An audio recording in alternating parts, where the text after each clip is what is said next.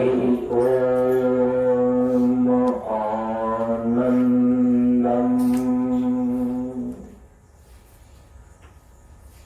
प्रशांति जीवन दर्शनम नमो नारायण नारायणम।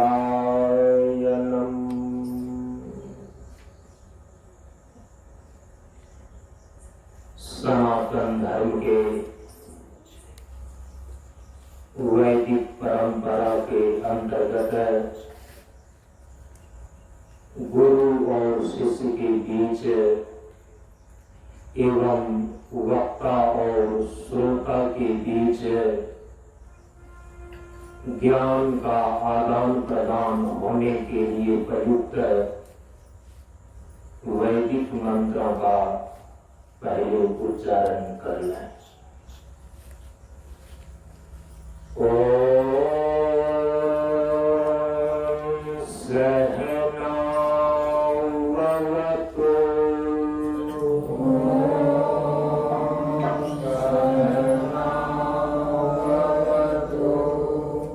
सहनौ भुनक्तु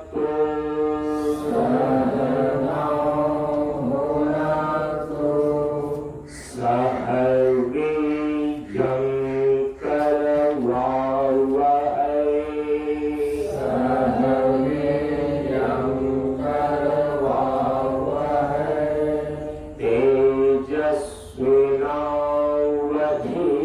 तेजस्विनावधीतमस्तु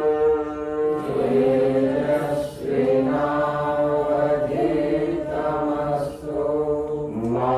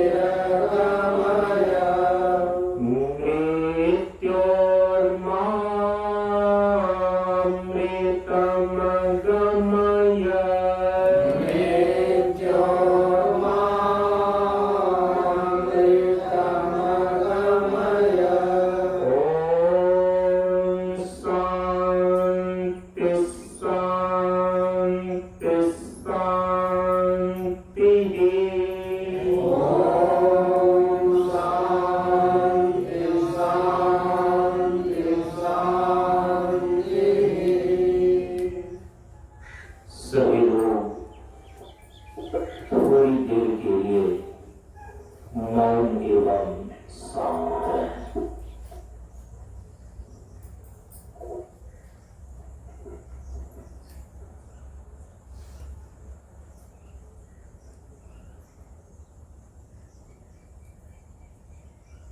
नमो नारायण। ब्रह्मानंदं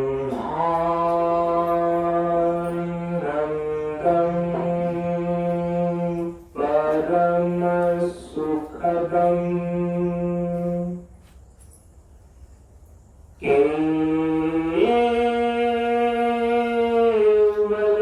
ज्ञानमूर्तिं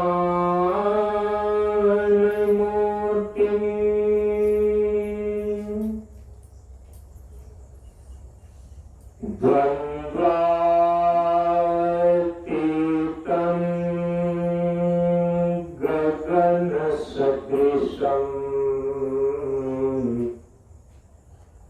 तत्त्वमस्यादिलक्ष्यम्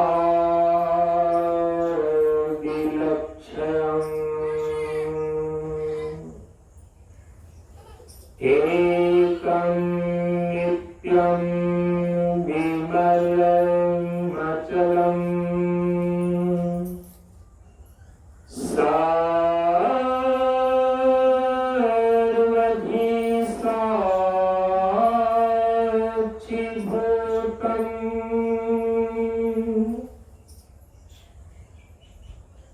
भावातीतं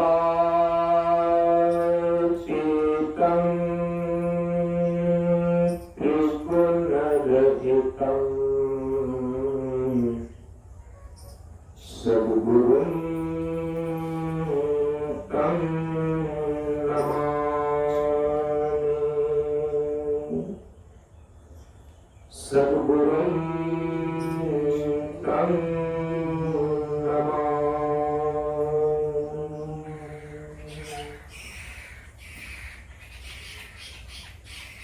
श्री गुरु चरण स्पर्श अनुभूति। ज्ञान मार्ग सत्संग के सानिध्य में उपस्थित श्रद्धालु सत्संग प्रेमियों, ज्ञान बढ़े गुणवान के संगत, ध्यान बढ़े तपस्वी संग किन्हाओ, बुद्धि विवेक विचार बढ़े संत सन्यासी सुसज्जन तिन्हाओ। इसलिए ज्ञानी बेधय ज्ञान से व्याधा बेधय तीर, सद्गुरु बेधय शब्द से भिंगे सकल शरीर। प्रेमियों, हम सभी लोग बाबा शांतानंद हीरक जयंती वर्ष सन 2023 ईस्वी के गुरु पूर्णिमा महोत्सव के अवसर पर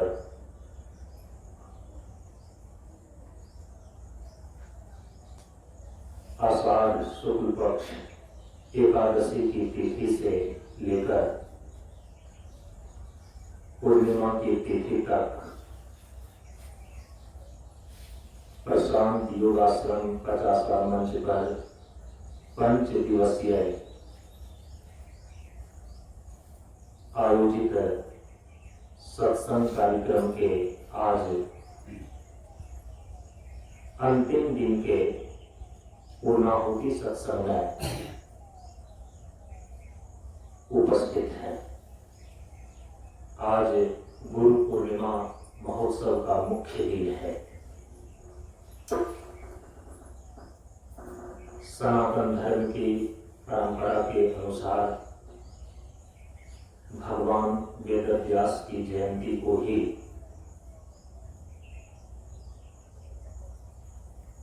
गुरु पूर्णिमा के रूप में मनाने की परंपरा रही है।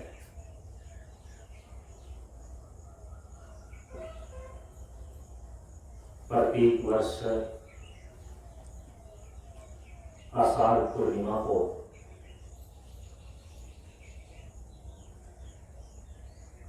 व्यास जयंती के रूप में, गुरु पूर्णिमा के रूप में मनाई जाती है। इसके पीछे कारण यह है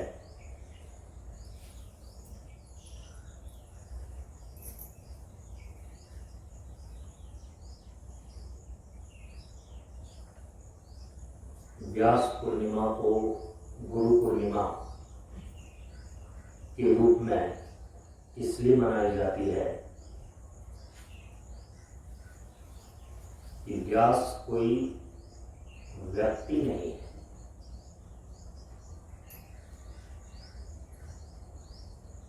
परम पूज्य गुरुदेव ने कहा है सभी प्रकार के ज्ञानों का केंद्र वेद है। संपूर्ण जीवन और सृष्टि का जो सनातन सिद्धांत है, शाश्वत संविधान है, उसी को बोलते हैं वेद। वेद है सभी प्रकार के ज्ञानों का केंद्र, और जो ज्ञान तत्व है उसी को बोलते हैं गुरु। तो सभी प्रकार के ज्ञानों का केंद्र जो वेद है, उसी वेद का विस्तार करने के कारण, विषय के अनुसार विभाग करने के कारण व्यास नाम पड़ा। व्यास का अर्थ होता है विस्तार। महर्षि बादरायण का नाम वेदव्यास है। वेदव्यास का अर्थ होता है वेद का विभाग करने वाले, वेद का विस्तार करने वाले।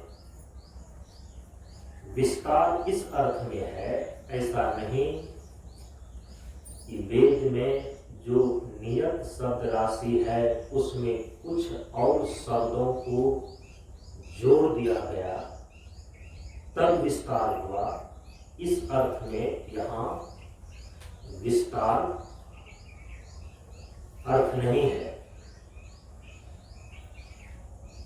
क्योंकि वेद में नियत शब्द राशि है। परमात्मा का निश्वास भूत और पौरुषे वेद माना गया। ये किसी व्यक्ति विशेष के द्वारा लिखा गया नहीं है। वेद मंत्रों के ऋषि दृष्टा होते हैं, न कि कर्ता रचयिता। मंत्र दृष्टारः ऋषि न कि कर्तारः। वेद के मंत्रों के जो दृष्टा है वे ऋषि हैं। ऋषि लोग मंत्र, वेद के मंत्रों के दृष्टा है, न कि कर्ता रचयिता। ऋतंभा प्रज्ञा में सृष्टि के आरंभ में परमात्मा अर्थात ईश्वर अपने संकल्प से महान ऋषियों की ऋतंभा प्रज्ञा में वेद का पदार्पण कराते हैं। वेद है नियत शब्द राशि, वो किसी व्यक्ति विशेष के द्वारा रची गई कोई किताब नहीं है, ग्रंथ नहीं है। तो फिर उस वेद का जो व्यास हुआ, विस्तार हुआ, इस अर्थ में वेद चूंकि संपूर्ण जीवन और सृष्टि का शाश्वत सिद्धांत है, उसमें इतने गूढ़ विषय है,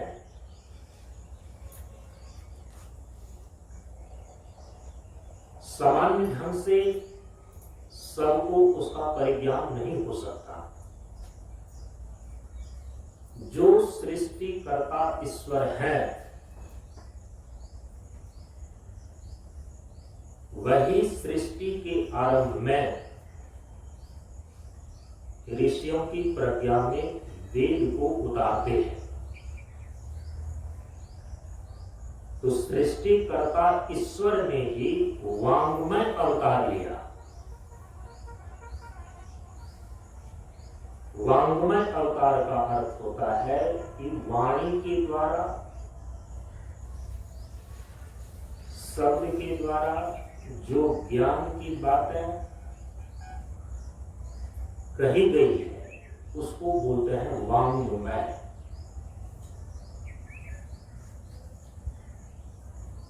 नियत शब्द राशि के रूप में जो वेद है, पहले श्रुति की परंपरा से चलती आ रही थी गुरु शिष्य के बीच।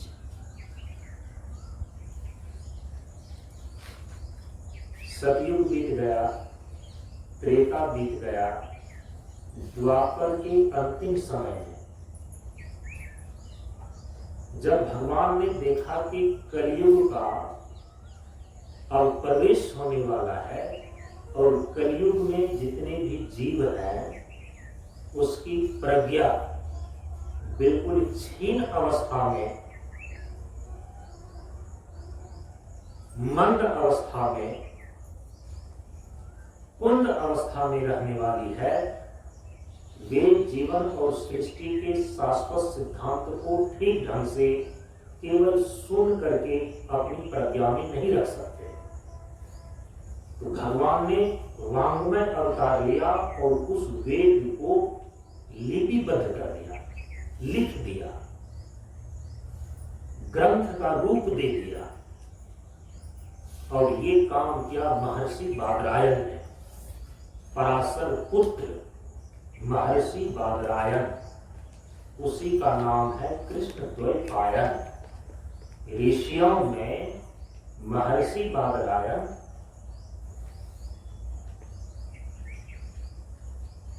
द्वीप में जन्म लेने के कारण से द्वैपायन और कृष्ण वर्ण का होने के कारण से कृष्ण। तो कृष्ण द्वैपायन, पराशर पुत्र कृष्ण द्वैपायन महर्षि बादरायण है, जिन्होंने ब्रह्मसूत्र की रचना की, वेद को लिपिबद्ध किया और वेद में जितने भी प्रकार के विषय, गूढ़ विषय थे, उनको विभाग पूर्वक 1180 शाखाओं में विभाजित किया।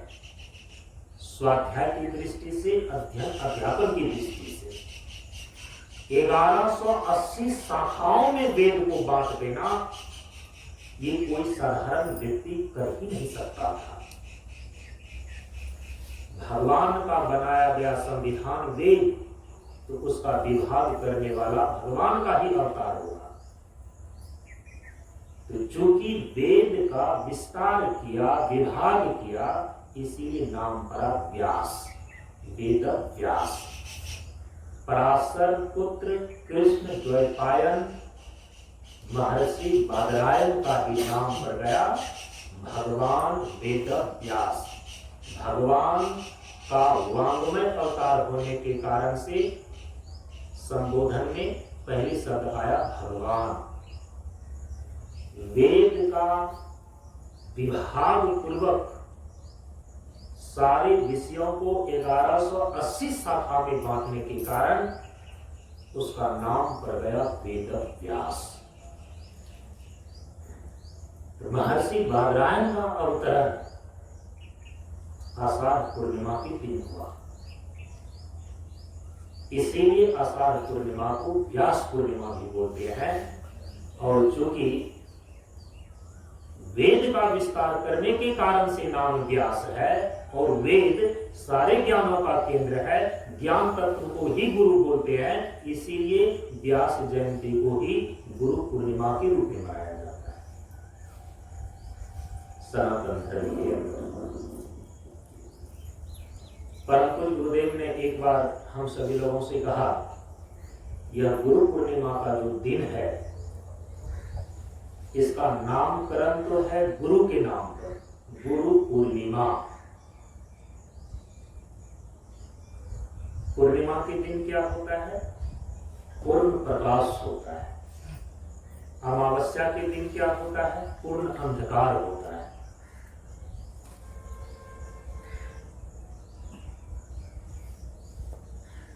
पूरे वर्ष में जो आषाढ़ महीना का समय है, पूरे आकाश में बादल का छाया रहना, मूसलाधार वर्षा होना, बादल का गरजना, बिजली का तड़कना, आंधी और तूफान का चलना, प्रकृति के सारे झंझावात आषाढ़ महीने में होते हैं। और उसी में पूर्णिमा की तिथि आती है। आकाश में चांद अपनी पूर्ण कलाओं के साथ खिल उठता है। झंझावातों के बीच, अंधकारों के बीच, बादलों के बीच जब पूर्ण प्रकाश उगता है, तब उसको बोलते हैं आषाढ़ पूर्णिमा। उसी प्रकार से आपके पूरे जीवन के झंझावातों के बीच, आपके जीवन के अंधकारों के बीच, निराशाओं के बीच, उदासी और चिंताओं के बीच जो जीवन का एक नया प्रकाश करने वाला, ज्ञान देने वाला, आशा का किरण भरने वाला है, उसको बोलते हैं गुरु पूर्णिमा।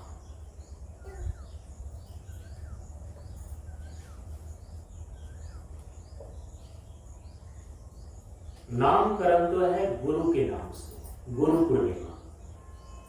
और गुरु पूर्णिमा का कई संदर्भों में कई अर्थ होता है। परम पूज्य गुरुदेव ने तो कहा है कि दरअसल में गुरु पूर्णिमा का दिन शिष्य के समर्पण का दिन है। ये पर्व है शिष्यों का, लेकिन इसका नामकरण है गुरु के नाम से।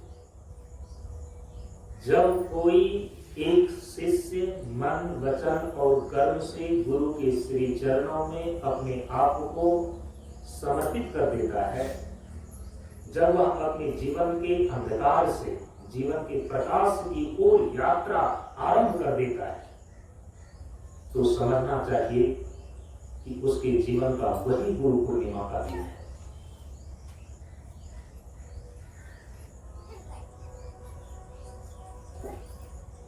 गुरु पूर्णिमा का एक अर्थ यह भी होता है, गुरु पूर्णिमा कहता है गुरु है पूर्ण मां। समझ रहे हैं इस चीज को? मां जो जन्म देती है, शरीर को जन्म देती है। माता पिता जीव शरीर को जन्म देते हैं और हमारे जीवन में उनका बहुत बड़ा योगदान है, उपकार है। इसीलिए कहा कि माता पिता पहला भगवान होते हैं। ऐ माँ तेरी सूरत से अलग भगवान की सूरत क्या होगी, जिसको देखा ना हमने कभी उसकी जरूरत क्या होगी। कौन ऐसी चीज है जो यहाँ नहीं मिलती, सब कुछ तो मिल जाता है पर मां नहीं मिलती। एक मां ही है जो आपके जीवन को 9 महीने तक अपने पेट के अंदर ढोती है, गर्भ धारण करती है। परम पूज्य गुरुदेव कहते हैं कि एक मां का 90% संस्कार बच्चे के ऊपर पड़ता है। इसका अर्थ आप समझते हैं? आपकी जीवन निर्माण होने में माता का 90% योगदान है। पिता संरक्षण करते हैं, सुरक्षा करते हैं, भविष्य का निर्णय लेते हैं, लेकिन वर्तमान को सजाने वाली, वर्तमान को संभालने वाली तो मां होगी। मां शरीर को जन्म देती है, लेकिन एक दूसरा जन्म होता है। इसीलिए सनातन धर्म के अंदर एक शब्द का प्रयोग किया जाता है, द्विज। द्विज का अर्थ होता है दोबारा जन्म लेना। एक तो प्रकृति में शरीर जन्म लेता है, तो जन्म लेना बड़ी बात नहीं है, जन्म लेकर जिंदा रहना बड़ी बात है। और परम पूज्य गुरुदेव कहते हैं जन्म लेकर जिंदा रहना भी बड़ी बात नहीं है, जिंदा रह करके उसमें आध्यात्मिक चेतना का उत्थान करना ये सबसे बहुमूल्य बात है। जो व्यक्ति जन्म लेकर जिंदा रहता है, जिंदा रहते हुए जीवन जीता है, और जीवन जीने में जो अपनी आध्यात्मिक चेतना का उत्थान कर लेता है, उसके जैसा महान जीवन किसी का नहीं, उसके जैसा सफल जीवन किसी का नहीं है, उसके जैसा सार्थक जीवन किसी का भी नहीं है। जीवन में आध्यात्मिक चेतना का जन्म, आध्यात्मिक चेतना का उत्थान ये गुरु के द्वारा होता है। इसीलिए गुरु पूर्णिमा का अर्थ होता है गुरु है पूर्ण मां। क्योंकि एक जन्म देने वाली जो मां है, जननी है, वो तो केवल शरीर को जन्म देती है, लेकिन जन्म लेने के पश्चात इस जीवन में आध्यात्मिक चेतना को जन्म देना, आध्यात्मिक चेतना का उत्थान करना, ये गुरु के द्वारा होता है। इसीलिए गुरु है पूर्ण मां, पूरी मां है ये। इसीलिए जो केवल मां के द्वारा जन्म ले लिया, जीवन जिया और मर गया, उसका अधूरा जीवन है। जीवन तो पूरा होता है पूर्ण मां से, और वो पूर्ण मां है कौन? गुरु। हम सभी लोग गुरु स्तोत्र में इसीलिए गाते हैं, पाठ करते हैं, त्वमेव माता च पिता त्वमेव, त्वमेव बंधुश्च सखा त्वमेव, त्वमेव विद्या द्रविणम त्वमेव, त्वमेव सर्वम मम देव देव। गुरुदेव उसको बोलते हैं जिसमें सभी प्रकार के देवों की प्रतिष्ठा होती है। देवताओं के जो गुरु हों वो गुरुदेव, देवों के भी जो देव हैं, गुरु का अर्थ होता है बड़ा। गुरुदेव का अर्थ यह भी होता है देवता से भी जो बड़ा है, उसको गुरुदेव बोलते हैं। यही कारण है कि हमारे सनातन धर्म में गुरु का स्थान देवताओं से भी ऊंचा है।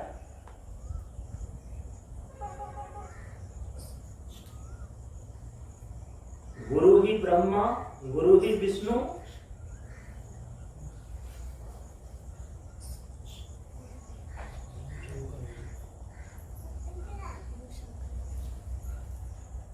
ब्रह्मा विष्णु और महेश ही नहीं, गुरु साक्षात पर ब्रह्म। समझ रहे हैं इस चीज को?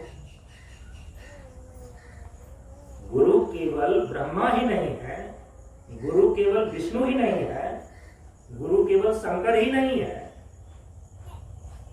परमात्मा की जो सोपाधिक स्थिति है,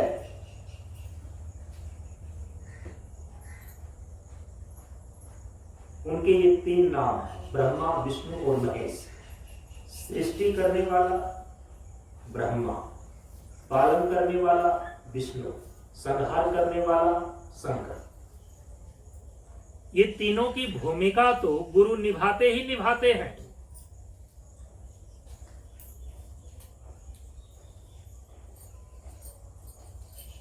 तैंतीस प्रकार के देवताओं के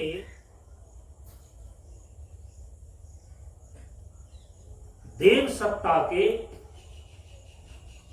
सृष्टिकर्ता ब्रह्मा जी, पालनकर्ता विष्णु जी और संहारकर्ता शिव जी अधिनायक हैं, देवताओं के अधिनायक हैं। लेकिन गुरुदेव का अर्थ होता है जो देवताओं से भी बड़ा हो। इसीलिए कहा कि गुरु साक्षात पर ब्रह्म, जो परम तत्व पर ब्रह्म है, जब वही साक्षात आकार धारण कर लेते हैं वो गुरु कहलाते हैं। इसीलिए गुरु है पूर्ण मां, गुरुदेव है देवताओं से भी बड़ा। इसीलिए बिना गुरु का बोलो मानव कौन सही जीवन जी पाया है, होकर मूर्ख पशु और दानव व्यर्था जन्म गंवाया है। भगवान राम ने स्वयं अयोध्यावासी से कहा, कर्णधार सदगुरु दृढ़ नावा। ये देखते हो भवसागर को, जिसमें कि अनादि काल से यह जीव असह्य पीड़ा को झेलते आ रहा है, दुख झेल रहा है। इस भव सागर में तुम्हारा जीवन एक नौका के समान है जो डमाडोल है। भगवान कहते हैं तुम्हारे जीवन रूपी नौका का यदि नाविक सद्गुरु हो जाए, फिर ये भव सागर में नौका गोता नहीं खाता है, बल्कि भव सागर से पार चला जाता है। बिनु गुरु भव निधि तरई न कोई, ज्यों विरंची शंकर सम कोई। ये है गुरु का महत्व। गोस्वामी जी तो यहां तक कहते हैं कि यदि कोई ब्रह्मा विष्णु और महेश के समान भी समर्थ पुरुष हो जाए, जो पूरे सृष्टि को करने वाला है, ऐसा समर्थ पुरुष ब्रह्मा, जो समस्त संसार का पालन करने वाला है, ऐसा समर्थ पुरुष विष्णु, जो पूरे सृष्टि का संहार करने वाला पुरुष है, ऐसा समर्थ पुरुष शिव, ऐसा सामर्थ्य रखने वाला पुरुष भी बिना गुरु के इस भवसागर को पार नहीं कर सकता। बिनु गुरु भव निधि तरई न कोई, ज्यों बिरंची शंकर सब। उसके पीछे कारण क्या है मालूम है? जिसके कारण से ये भवसागर प्राप्त होता है इस जीव को, ये संसार सागर जो प्राप्त होता है, संसार सागर, इस पूरे संसार का जो मूल कारण है वो है अज्ञान, वो है अविद्या। प्राकृतिक रूप से जो इस दुनिया में फैला हुआ अंधकार रहता है, वो तो सूर्य के प्रकाश से दूर हो जाता है, लेकिन सूर्य का प्रकाश भी जीव के अविद्या का अंधकार दूर नहीं कर पाता है। क्या यदि सूर्य उगा हुआ है तो आपके भीतर जो अज्ञान का अंधकार है ये दूर हो जाता है क्या? अज्ञान मिट जाता है क्या? नहीं। अंधकार में छिपी हुई जो वस्तु नहीं दिखाई पड़ती है, सूर्य के प्रकाश में केवल वो दिखाई पड़ने लगती है, लेकिन आपके भीतर की जो वस्तु है वो तो सूर्य के प्रकाश में भी दिखाई नहीं देता है। वह तो केवल और केवल गुरु के प्रकाश से दिखता है। गुरु पद नख मणि गण ज्योति, सुमिरत दिव्य दृष्टि में होती।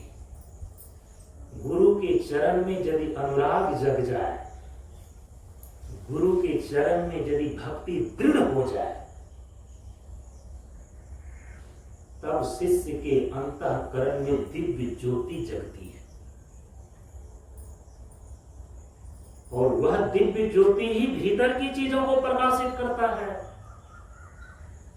आंख बंद करें तो भीतर कुछ दिखता ही नहीं है, आंख खोलें तो बाहर की चीजें दिखती है, और बाहर की चीजें जितनी भी है, आपको मालूम है यदि वह सुख देने वाला है तो पीछे से दुख भी देने वाला है। ये दोष है। बाहर की जितनी भी चीजें हैं द्वंद्वात्मक है, द्वंद्व से भरा है। सुख है, दुख है, धूप है, छांव है, अनुकूल है, प्रतिकूल है, द्वंद्वात्मक है, अनित्य है, इसीलिए दुख रूप है। और जब कोई अंदर जाना चाहे, आंख बंद करता है तो अंधकार ही अंधकार दिखाई पड़ता है। भीतर के जो बहुमूल्य वस्तुएं हैं ये तो दिखता ही नहीं है।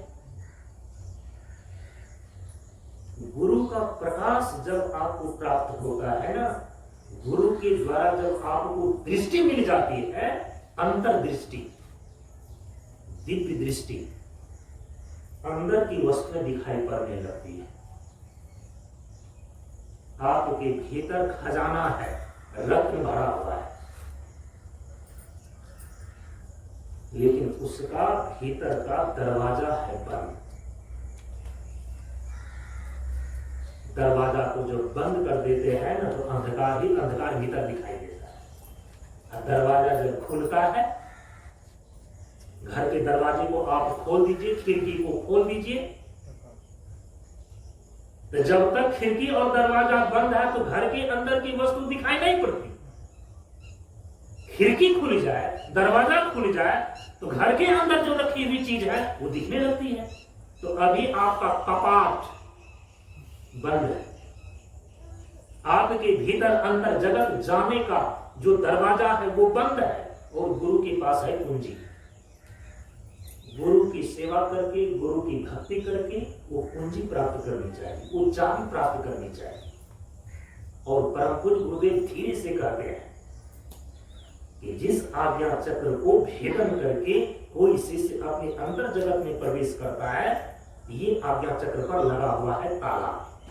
यही है दसम द्वार। ये दसम द्वार पर लगा हुआ है ताला, ये फाटक है बंद। इसीलिए जब भी आप आंख बंद करते हैं तो भीतर अंधकार आपको दिखाई पड़ता है। गुरु वो विधि बतलाते हैं, वो साधना बतलाते हैं, आपको वो कुंजी देते हैं, वो चाबी देते हैं, जिससे आज्ञा चक्र का भेदन किया जाता है। तो आज्ञाकारिता में आज्ञा चक्र जागरण संभव है। इसीलिए एक शिष्य की आध्यात्मिक प्रगति केवल इसी बात पर निर्भर है, वह निसंदेह, निसंकोच, निष्कपट होकर गुरु के आदेशों का मन वचन कर्म से पालन करे। दूसरा और कोई उपाय नहीं है। मन वचन कर्म से गुरु के आदेशों का पालन करने के लिए तत्पर रहना, इसी का नाम समर्पण है। समर्पण कहते किसको है? शरणागति कहते किसको है? गुरु के प्रति हम समर्पित हैं। इसका अर्थ ये होता है कि गुरु के आदेशों, निर्देशों के को पालन करने के लिए मन वचन कर्म से हमेशा तत्पर रहना। इसी को बोलते हैं एक शब्द में आज्ञाकारिता। और यही आज्ञाकारिता आज्ञा चक्र को खोलता है। गुरु नाम है ज्ञान का, शिष्य सीख ले सोई, ज्ञान मर्याद जाने बिना गुरु शिष्य ना कोई। जिज्ञासा अवच्छिन्न चैतन्य का नाम है शिष्य।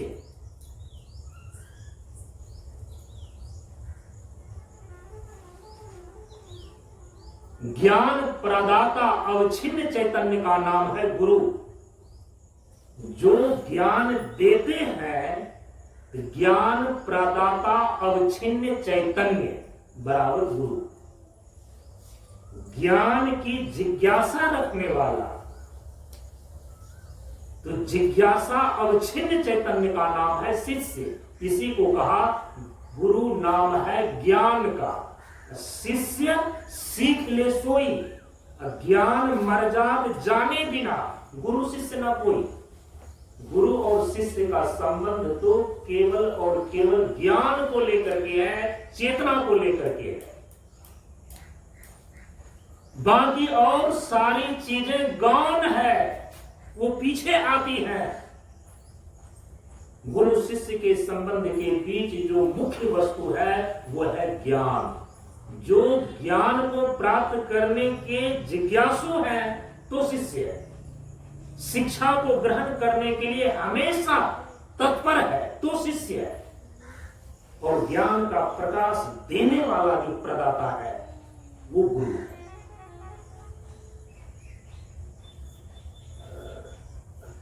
गुरु कुम्हार, शिष्य कुंभ है।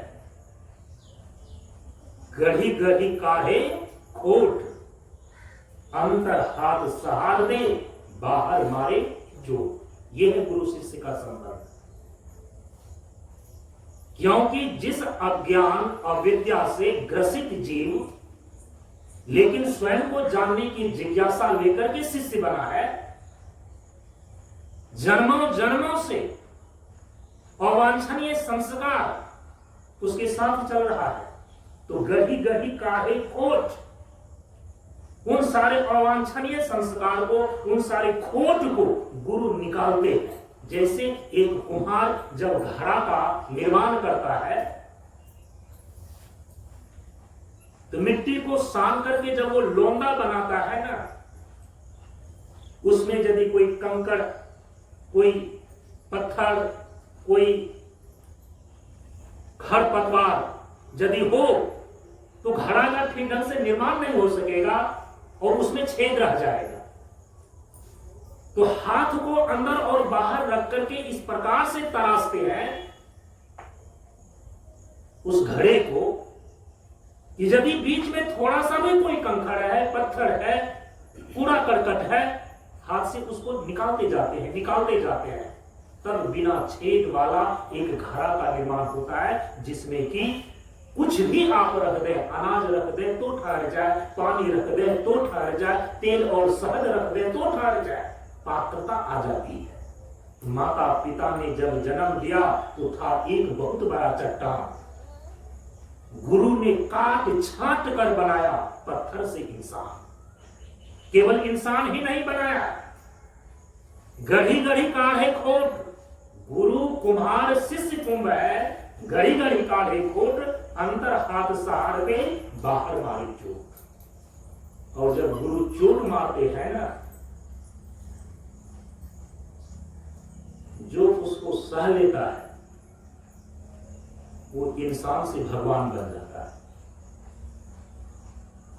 है। जो एक धक्का से ही करार पड़ जाए, जिसमें रहीम कवि ने कहा कि सज्जन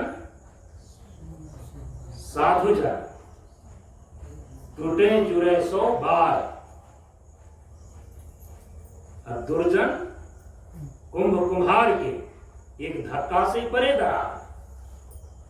परम पूज्य गुरुदेव ने कहा है कि जो डांट खा करके भी डट गया तो समझो दिल से सट गया, और डांट के भय से जो हट गया, भाग गया, वो दिल से ही हट गया। जीवन निर्माण का इतना महान कार्य जिनके हाथों में आपने सौंपा है, अपने जीवन के निर्माण का कार्य आपने सौंपा है, गुरु को सौंपा है, तो फिर धक्का खाने से आप क्यों डर रहे हैं जी? मतलब कुछ बचाकर भी रखना चाह रहे हैं क्या? और जितना आप बचाकर रखना चाह रहे हैं, जितना आप बचा करके रखना चाहेंगे, उतना अनगढ़ा ही रह जाएगा वो, उसमें कभी परिष्कार और संस्कार नहीं आ सकेगा।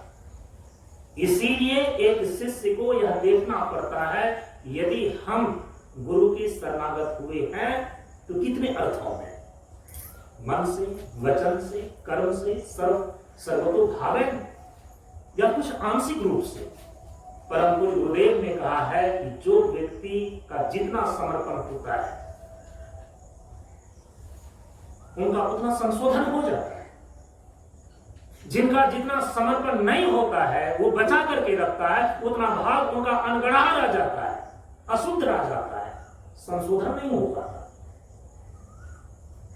केवल गुरु के पीछे पीछे चलना ही गुरु की शरणागति नहीं कहलाती है। गुरु जहां भी हैं, जैसे भी हैं, उनके आदेशों का, उनके निर्देशों का, उनके उपदेशों का निष्ठापूर्वक पालन करना, ये गुरु के प्रति शरणागति है।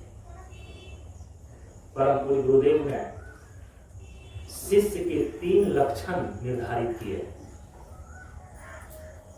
और गुरु के लिए भी 3 लक्षण निर्धारित किए, उसको थोड़ा सा ध्यान में ले लीजिए।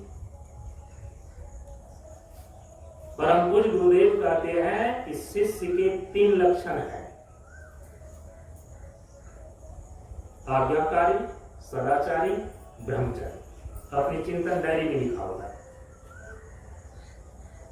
ये 3 लक्षण परम पूज्य गुरुदेव ने शिष्य के लिए निर्धारित किए हैं कि यदि शिष्य है तो वो आज्ञाकारी होना चाहिए। प्रथम नंबर पर ही लक्षण है आज्ञाकारी, क्योंकि आज्ञाकारिता में आज्ञा चक्र जागरण संभव है। आप आज्ञा चक्र को ही खोलने के लिए आए हैं, और जब तक आज्ञा चक्र का भेदन न हो जाए तो अंतर जगत में आपका प्रवेश नहीं होगा, अंतस में प्रवेश नहीं होगा, अंतर यात्रा आरंभ नहीं होगी। और जब तक अंतर यात्रा आरंभ नहीं हुई तो फिर आप भौतिक ही है, अर्थात मार्ग आपको मिला कहां। और गुरु के पास आने का कुल मिलाकर इतना ही उद्देश्य है, आपकी आध्यात्मिक चेतना का उत्थान, जीवन का आध्यात्मिक यात्रा का आरंभ और उसकी पूर्णता, जो आज्ञा चक्र से आरंभ होती है। इसीलिए पहला लक्षण है आज्ञाकारी, दूसरा लक्षण है सदाचारी, और तीसरा लक्षण है ब्रह्मचारी। चाहे गृहस्थ भी हो, जो जितने मात्रा में ब्रह्मचर्य का पालन करता है वो इतनी ही मात्रा में अपने भीतर ब्रह्म तत्व का अनुभूति कर पाता है, क्योंकि ब्रह्म का दर्शन करना यही आपके जीवन का लक्ष्य है। जो तत्व पूर्ण है उसका दर्शन कर लेना ही जीवन की पूर्णता है। परम शक्ति उसी में सन्निहित होती है जो ब्रह्मचर्य का अनुयायी और संवेदना का आधार होता है। तो ये 3 लक्षण शिष्य के निर्धारित किए गए हैं।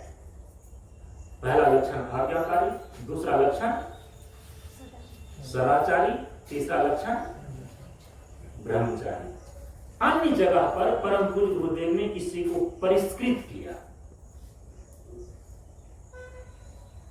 कहा कि शिष्य के 3 लक्षण हैं, जिसमें कि सबसे पहला जो है लक्षण है सत्यवादी। किसी भी हालत में जो गुरु से झूठ बोलता है वो शिष्य नहीं हो सकता। बाद में परम पूज्य गुरुदेव ने परिशोधित करके शिष्य के 3 लक्षण में सबसे पहला लक्षण निर्धारित करता है कि सत्यवादी वह सत्य बोलने वाला होना चाहिए। जो झूठ बोलता है वह कभी शिष्य नहीं हो सकता।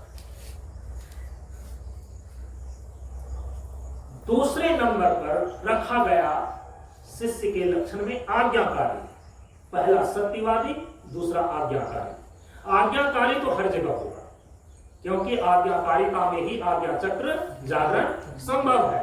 और यदि आज्ञा चक्र का जागरण नहीं हुआ तो अंतर यात्रा तो आरंभ ही नहीं होगी, आध्यात्मिक यात्रा तो आरंभ ही नहीं होगी। और गुरु के पास आए ही है आध्यात्मिक यात्रा के लिए, और जो कि आज्ञा चक्र के भेदन के बाद ही आरंभ होता है।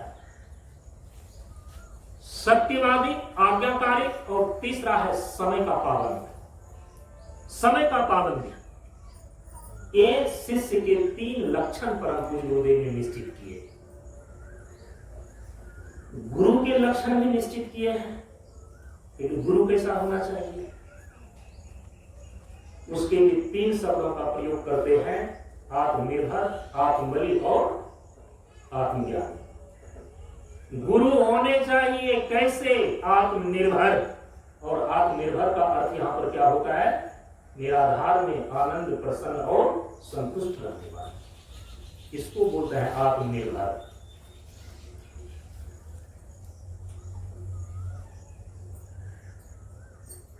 आत्मबली होना चाहिए,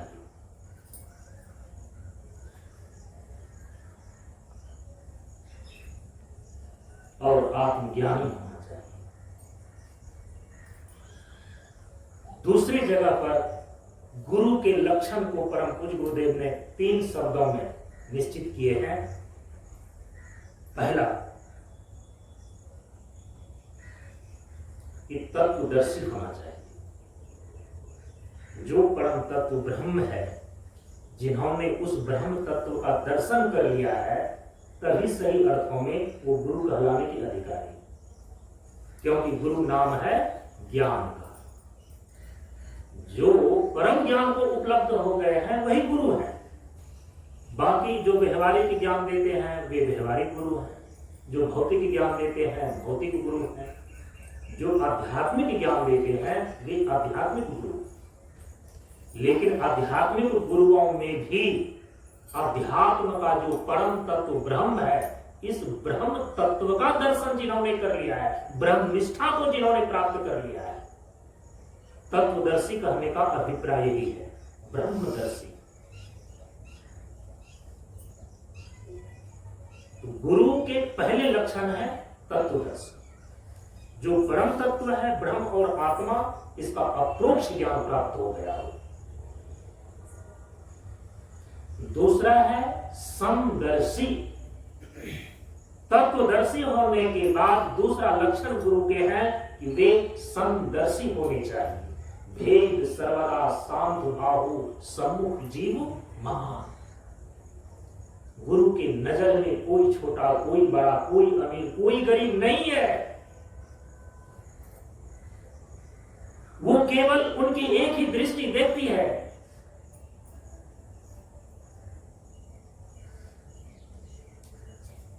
कि जो सामने आने वाला है उसके अंदर कितना ज्ञान का प्रकाश है और कितना अज्ञान का अंधेरा है। वो ये नहीं देखता है कि आप गोरे हैं कि काले हैं, ये गुरु की दृष्टि नहीं है। आप अमीर हैं कि गरीब है, आप ब्राह्मण हैं कि शूद्र हैं, ये गुरु की दृष्टि नहीं है। गुरु जहां पर बैठे हुए हैं उनकी दृष्टि एक ही चीज को देखती है कि आपके भीतर कितना अज्ञान का अंधकार है और आपके पास कितना ज्ञान का प्रकाश हुआ है, कितना कार्य उनको करना है आपके ऊपर। इसलिए समदर्शी, तत्वदर्शी समदर्शी होते ही हैं, और जो तत्वदर्शी नहीं होते वे समदर्शी नहीं होते। इसके बाद तीसरा लक्षण परम पूज्य गुरुदेव गुरु के लिए निश्चित करते हैं कि दूरदर्शी होना चाहिए।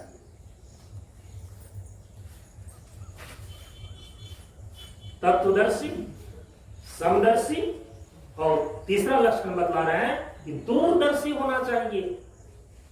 मतलब कि छोटी छोटी चीजों को लेकर के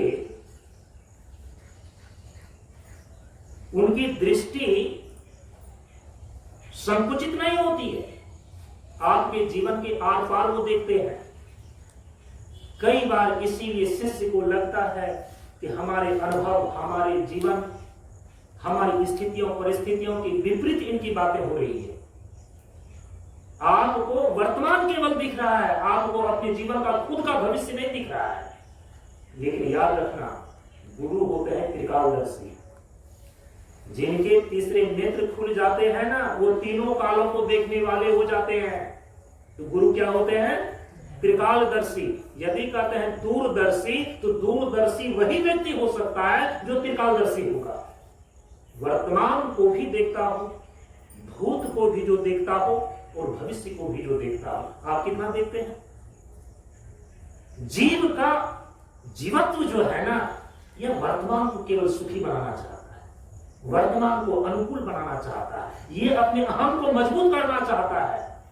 लेकिन गुरु का दायित्व तो है इसी अहम को तोड़ना, क्योंकि जब तक आपका व्यक्तिक अहम नहीं टूट जाता है, तब तक आप समष्टि अहम, जिसमें कि अहम ब्रह्मास्मि की अनुभूति घटित होनी है।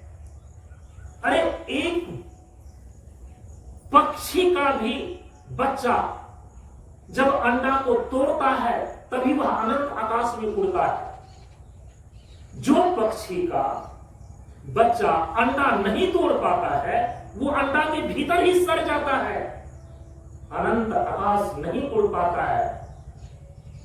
नन्हे कोमल पंख है मेरे, नील गगन की दूरी, देख अकेला थक न जाना, चलना बहुत जरूरी।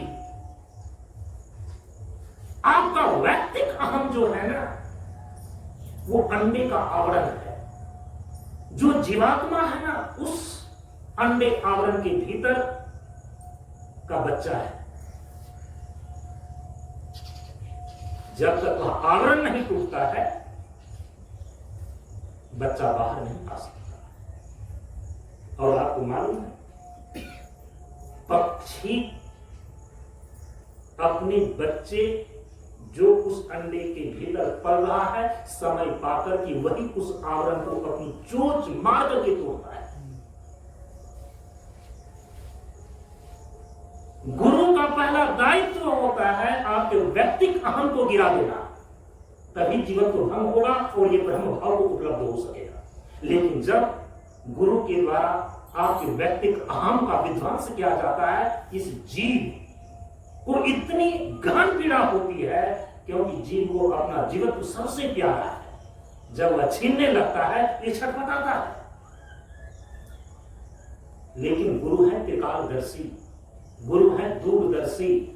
ये आपके भविष्य को निश्चित करते हैं, आपके वर्तमान को केवल, ये वर्तमान आपका शोभन बना रहे, वर्तमान आपका केवल ठीक ठाक बना रहे, यहीं तक गुरु की दृष्टि नहीं होती।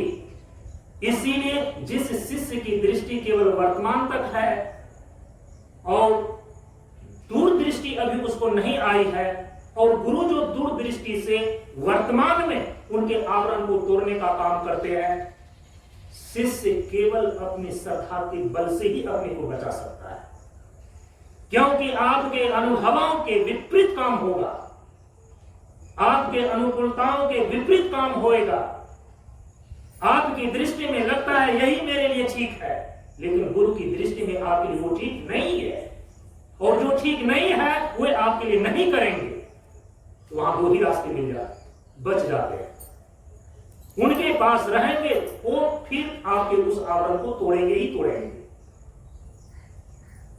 यदि श्रद्धा के बल से अपने आवरण को, अपने जीवत्व को, अपने हम को टूटने देते हैं, तो फिर आपका उद्धार निश्चित है, अन्यथा आपको वहां से भागना पड़ेगा।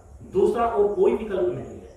यदि सच्चे और पूरे गुरु हैं, वो कभी भी शिष्य के व्यक्तिक अहम को जिंदा नहीं रहने दे सकते। उस आवरण को वो गिरा करके रहेंगे, क्योंकि वो भी जानते हैं मेरे साथ इसका जुड़ना एक ही उद्देश्य से हुआ है, ये अपने जीवन का चाहता है उद्धार। और जीवन का उद्धार तभी होता है जब उसका व्यक्तिक अहम गिरता है, तभी वह समष्टि अहम ब्रह्म भाव से जुड़ सकेगा। इसको बोलते हैं दूरदर्शी। तो गुरु होते हैं तत्वदर्शी, गुरु होते हैं समदर्शी, और गुरु होते हैं दूरदर्शी। ये तीन लक्षण गुरु के हैं। परम पूज्य गुरुदेव ने एक दृष्टांत हम सभी लोगों को बतलाया कि सिख धर्म में 10वें गुरु हुए गुरु गोविंद सिंह। गुरु ग्रंथ की ही केवल पूजा होती है। गुरु नानक साहब ने अपनी परंपरा में गुरु ग्रंथ, गुरु की वाणी को ग्रंथ का रूप दिया, और उसी की पूजा उपासना होती है उसमें। और 10वें गुरु जो गुरु गोविंद सिंह हुए, जब उनको अपना एक योग्य शिष्य अधिकारी चुनना था, उनके लाखों शिष्य थे, तो प्रश्न उठा कि उसमें जो कि इस गुरु परंपरा को आगे वहन कर सके, इसके लिए तो योग्य शिष्य चाहिए। परम पूज्य गुरुदेव ने कहा है कि जिस दिन पूरे अर्थों में शिष्य हो जाओगे, उसी दिन तुम सच्चे अर्थों में गुरु हो जाते हो। और झूठे मूठे गुरु बनने का व्यामोह पालोगे तो न शिष्य रह पाओगे और न गुरु हो सकोगे। स्थिति उस व्यक्ति की कैसी हो जाती है? गधा धोबी का गधा, न घर का न घाट का, ऐसी स्थिति हो जाती है। इसीलिए यदि कोई अपने आप को पूरे शिष्य के रूप में तैयार करने का प्रयास करता है जीवन भर, आपको लगता है कि हम पूरे अर्थों में शिष्य होने की साधना कर रहे हैं, लेकिन आपके भीतर से गुरु तैयार हो रहा है, गुरु तैयार हो रहा है। गुरु बनने का और दूसरा कोई मार्ग नहीं है। गुरु बनने का एक ही मार्ग है कि पूरे अर्थों में शिष्य हो जाए। आश्चर्य की बात है।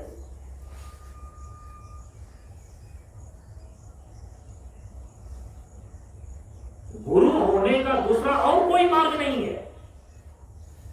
जिस दिन आप सच्चे अर्थों में शिष्य हो जाएं, एक सच्चे गुरु का जन्म आपके भीतर हो जाता है।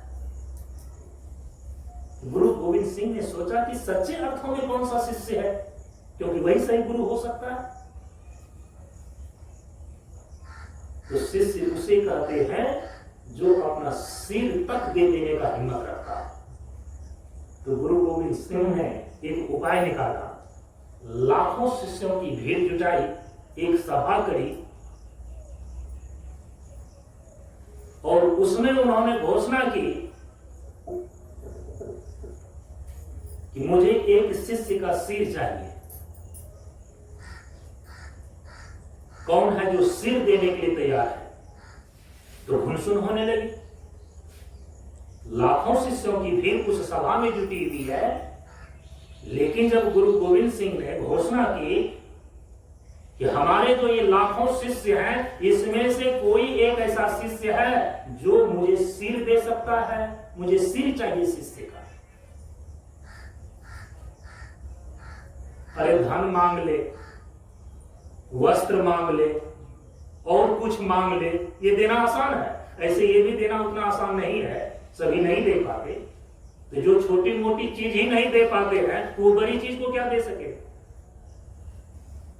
और देने की आदत डालिए, छोड़ने की आदत डालिए, तो धीरे धीरे अपने भीतर का जो चीज आप जन्मों जन्मों से भीतर में अहंकार बना करके रखेंगे, एक दिन इस अहंकार का भी विसर्जन हो जाएगा। जिसमें अहंता और ममता आपकी खूब लगी हुई है, गुरु के नाम पर आप उसको पहले छोड़ने का हिम्मत दिखाइए।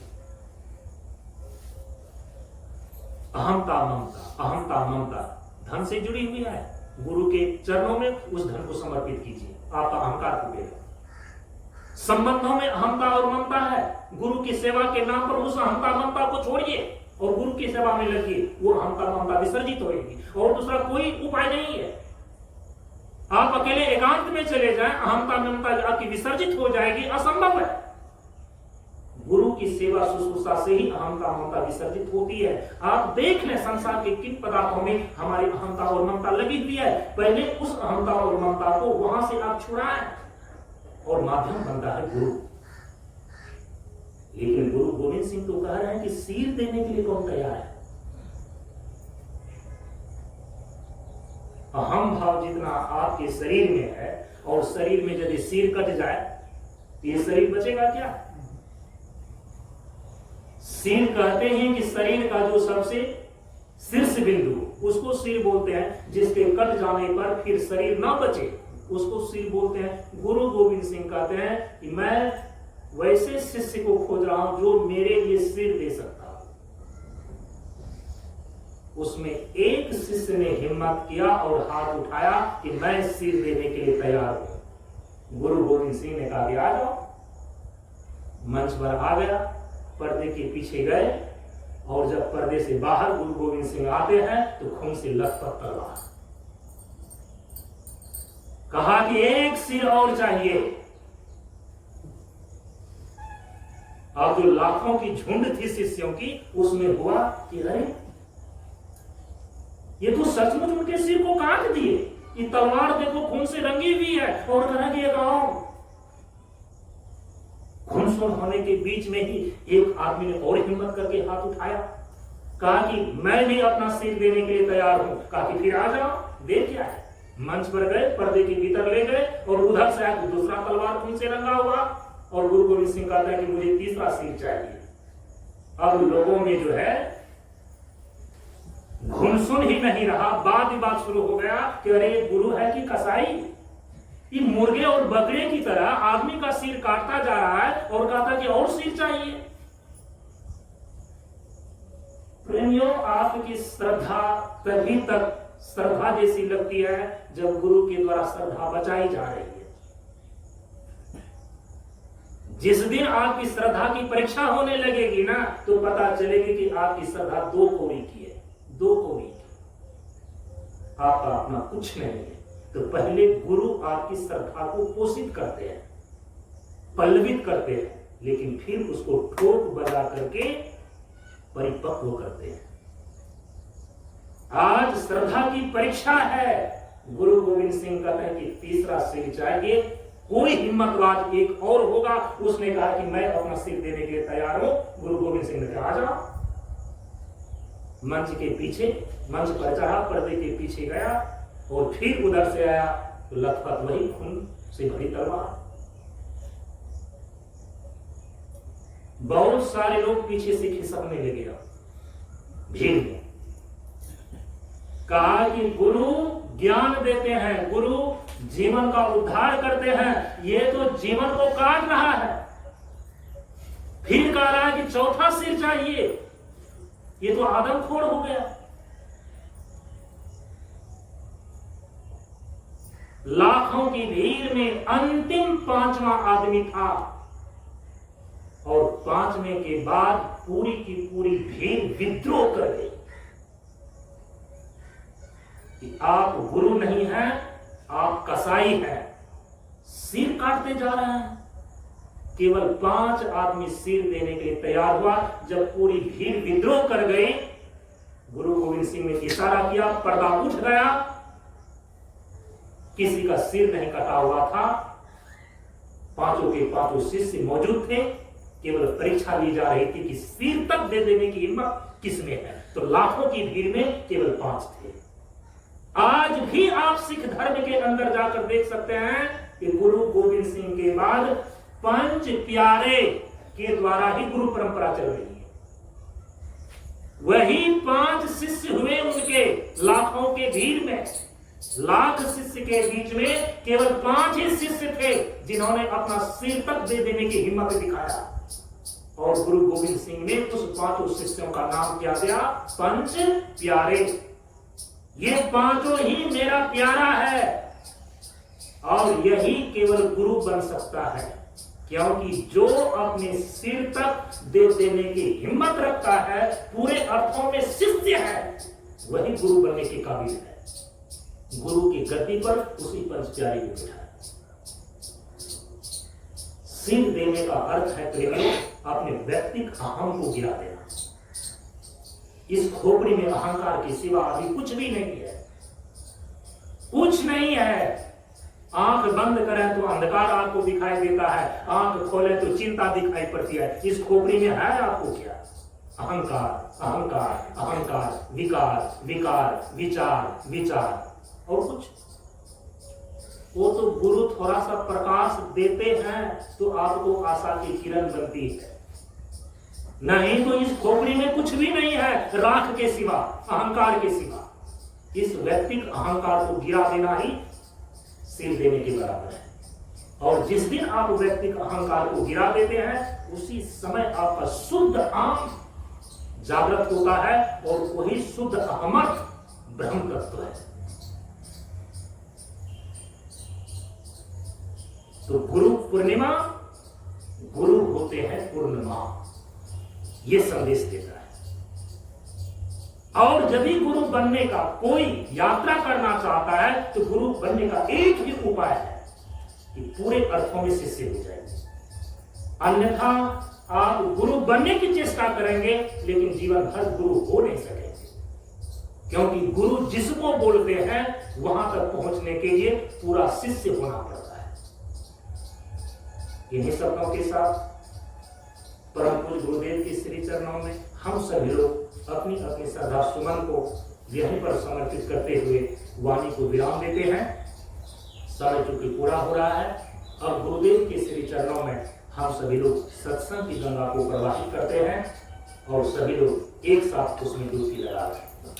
सत्संग की गंगा बहती है, गुरुदेव तुम्हारे चरणों में। सत्संग की गंगा बहती है, गुरुदेव तुम्हारे चरणों में।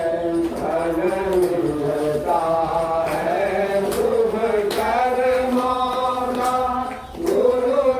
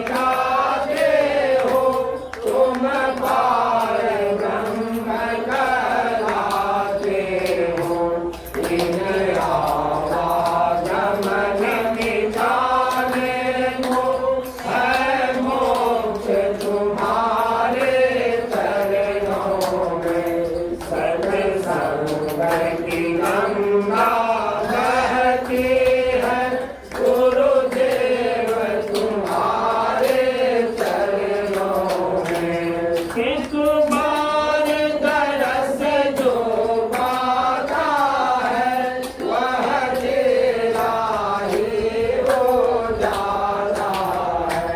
एक बार दरस जो पाता है, वह तेरा ही हो जाता है। क्या होत तुम्हारी प्रीति है, गुरुदेव तुम्हारे चरणों में।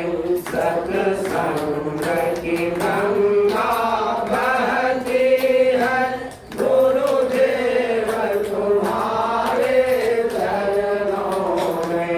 मुझे चाह नहीं कुछ पाने को, दुख दर्द दूर भगाने को। मुझे चाह नहीं कुछ पाने को, दुख दर्द दूर भगाने को। पर लगन हमारी लगी रहे, गुरुदेव तुम्हारे चरणों में। सत्संग की गंगा बहती है, गुरुदेव तुम्हारे चरणों में। हो जहाँ कहीं जिस हालत में, आराम चैन सुख आरत में। हो जहाँ कहीं जिस हालत में, आराम चैन सुख आरत में। बस ध्यान हमारा बना रहे, गुरुदेव तुम्हारे चरणों में। सत्संग की गंगा बहती है, गुरुदेव तुम्हारे चरणों में।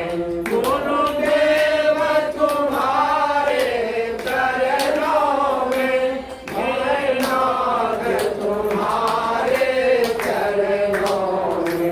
गुरुदेव तुम्हारे चरणों में, हे नाथ तुम्हारे चरणों में। बस ध्यान हमारा बना रहे, गुरुदेव तुम्हारे चरणों में। बस ध्यान हमारा बना रहे, गुरुदेव तुम्हारे चरणों में। बस ध्यान हमारा बना रहे, गुरुदेव तुम्हारे चरणों में। अब सभी लोग एक साथ गुरुदेव का आशीर्वचन ग्रहण करें। निसाक्षी को भक्ति है, निर्मोही को ज्ञान। निर्भक्ति को मुक्ति है, निर्लोभी निर्वाण। जल से बदला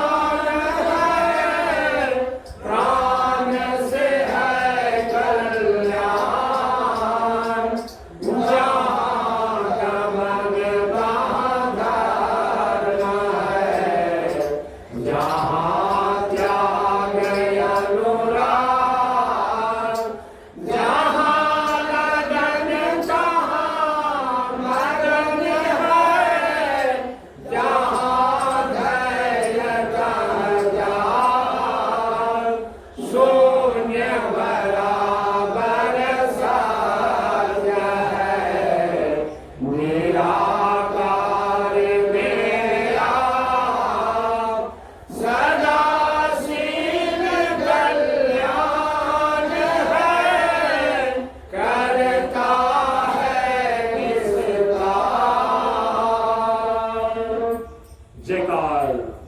ज्ञान का विकास हो, ज्ञान का विकास हो, ज्ञान का विकास हो, शिक्षा का विकास हो, शिक्षा का विकास हो, शिक्षा का विकास हो, मानवता का विकास हो, मानवता का विकास हो, मानवता का विकास हो, जीवन का प्रकाश हो, जीवन का प्रकाश हो, जीवन का प्रकाश हो, प्रशांत गुरु बाबा की जय हो, प्रशांत गुरु बाबा की जय हो, प्रशांत गुरु बाबा की जय हो, प्रशांत जीवन दर्शनम, प्रशांत जीवन दर्शनम, प्रशांत जीवन। दर्शनम। हाथ को नीचे करना है, शांत भाव से शांति पाठ करें और पीछे से एक साथ बोले शांत हो। द्यो शांत हो, अंतरिक्ष शांत हो, पृथ्वी शांत हो, जल शांत हो, औषधि शांत हो, वनस्पति शांत हो, विश्व देवता शांत हो, ब्रह्म शांत हो, सतो गुण शांत हो, रजो गुण शांत हो, तमो गुण शांत हो, सभी शांत हो। शांति शांति शांति। इस प्रकार से परम पूज्य गुरुदेव के आशीर्वाद से यह गुरु पूर्णिमा महोत्सव का कार्यक्रम यहीं पर पूर्ण होता है। ओम पूर्णमदः पूर्णमिदं पूर्णात् पूर्णमुदच्यते पूर्णस्य पूर्णमादाय पूर्णमेवावशिष्यते। ओम शांति शांति शांति। हरि ओम श्री गुरुभ्यो नमः। हरि ओम।